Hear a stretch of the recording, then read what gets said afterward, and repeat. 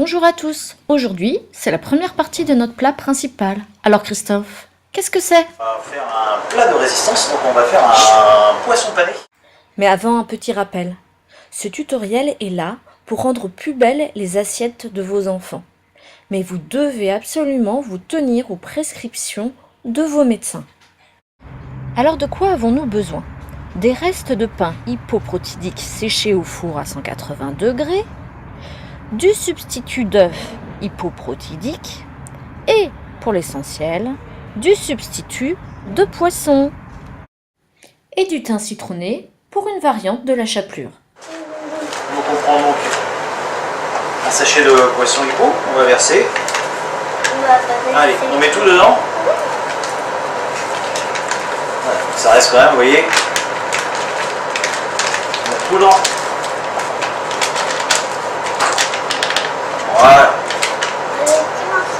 Des petits morceaux dedans. Voilà. Attention. Donc en eau, on va mettre 100 millilitres.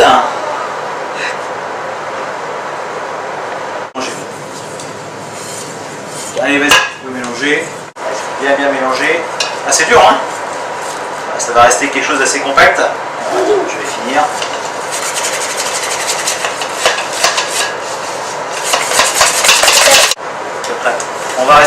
On reste sur un poisson qui reste assez compact, vous voyez, qui reste bien collé au fouet. C'est vrai que au premier visuel, ça reste quand même assez particulier, ça ressemble pas à un poisson, donc après c'est à nous.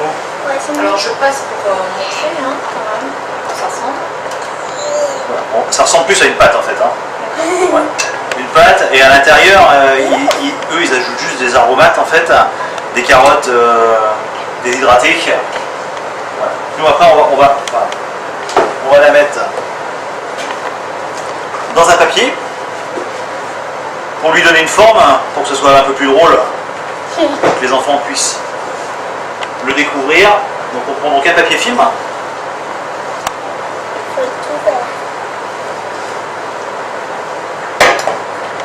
Donc la forme on peut la donner, là on va faire un genre de rouleau, on peut la faire dans une plaque carrée, on va la positionner, on va la mettre au frigo et après pour la détailler, ou peut-être un petit peu au congélateur pour qu'elle durcisse un peu, que ce soit plus facile à travailler en fait.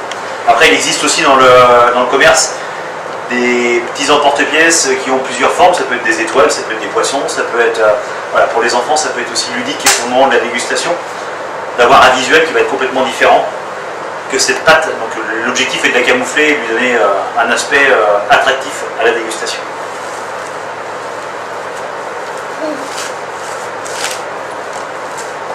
En fait je le mets dans le rouleau, dans le papier film.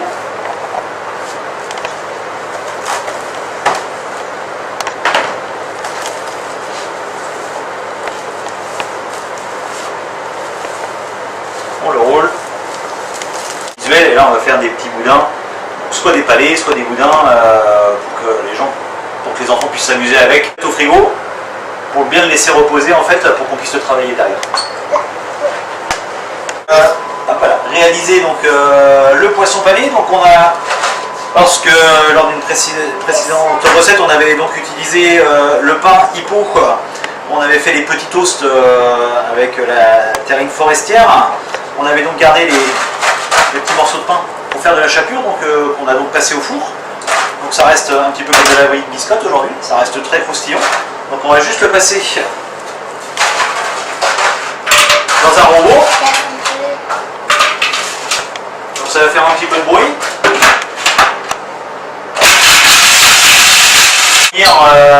Une chapelure fine, donc pour pouvoir paner le poisson. Donc en fait c'est, au lieu de faire de la biscotte que vous allez avoir en hippo, pour essayer d'éviter de faire du gaspillage, vous pouvez utiliser donc ce pain pour faire de la chapelure. On montre bien donc la chapelure. On va la mettre avec l'eau qu'on a déjà fait. Voilà.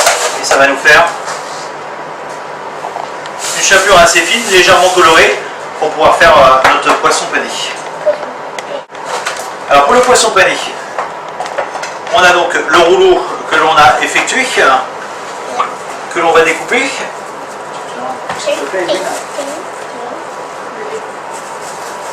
le gros. Donc après, on peut couper différentes formes, donc soit en petit palais, voilà, soit en forme de cylindre, forme bouchon. On va donc paner.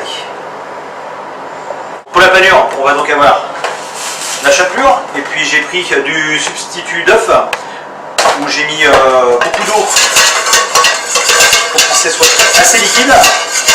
Et on va donc passer. Tu peux le montrer plus à la caméra? On va donc passer la préparation. On va donc mettre le poisson dans la préparation et après on va le rouler dans la chapelure pour que ça colle bien. Et au moment de la friture, ça reste bien coagulé en fait. Parce que si on met juste la chapelure comme ça, la chapelure a un peu plus de mal à coaguler au poisson et ça part en fait plus dans l'huile que ça reste sur le produit. Attention.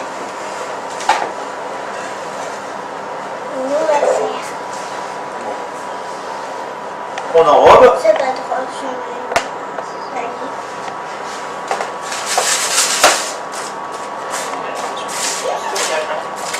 C'est toi qui filmes.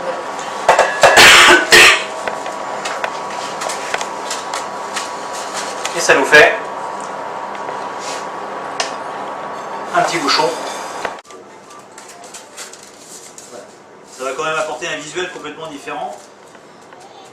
C'est pour ça que je disais, on peut prendre des petits emporte-pièces pour faire des petites décorations pour que ce soit plus amusant pour les enfants au moment de la dégustation. Donc on va juste rajouter dans la chapelure pour donner une petite saveur en fait à la chapelure au moment de la dégustation.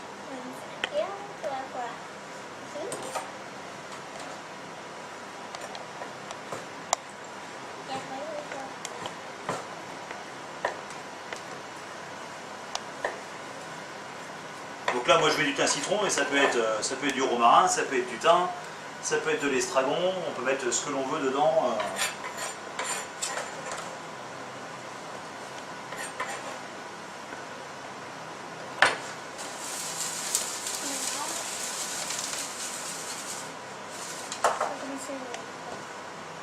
Et hop. C'est drôle hein. Ça au frigo et on va les faire cuire au dernier moment dans de l'huile.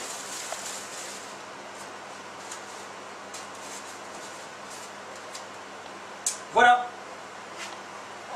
Le petit poisson pané au thym citron que l'on va faire cuire et qu'on va accompagner de pommes de terre en écrasé avec des oignons. Juste avant de servir, faire chauffer de l'huile dans une poêle et faire cuire les morceaux de poisson 2 ou 3 minutes. Les œufs qu'on a mis autour, ça va rester vraiment très très croustillant et ça va quand même rester moelleux au milieu en fait. Alors déjà c'est un appareil qui reste moelleux et un petit peu pâteux, mais là ça permet de le tenir et qui ne part pas non plus dans la poêle. Et je pense qu'avec la viande on peut faire la même chose. Mais la viande il faut la préparer, la mettre au frigo peut-être la veille ou dans le congélateur et préparer de la même façon et de la faire cuire comme ça. Et la Et ça, oui, la panée, ouais. Ouais. Ça permet d'avoir un bœuf pané. Un bœuf pané, c'est très bon, hein. On en fait dans des établissements, mais ça reste quelque chose d'agréable aussi. Et ça camoufle, si on veut le visuel, ça va pas camoufler le goût, mais déjà, ça va camoufler le visuel, et le visuel est quand même important pour eux dès le départ. Quoi. Sur un papier absorbant, tu fais ça pourquoi? Pour aussi... ça enlève toute la matière grasse en fait, c'est quand même plus agréable à déguster.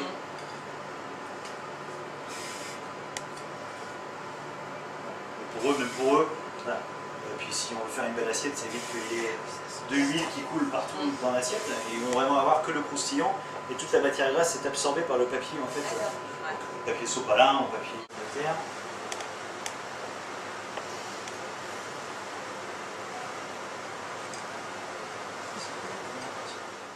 Et voilà, c'est fini pour le poisson pané.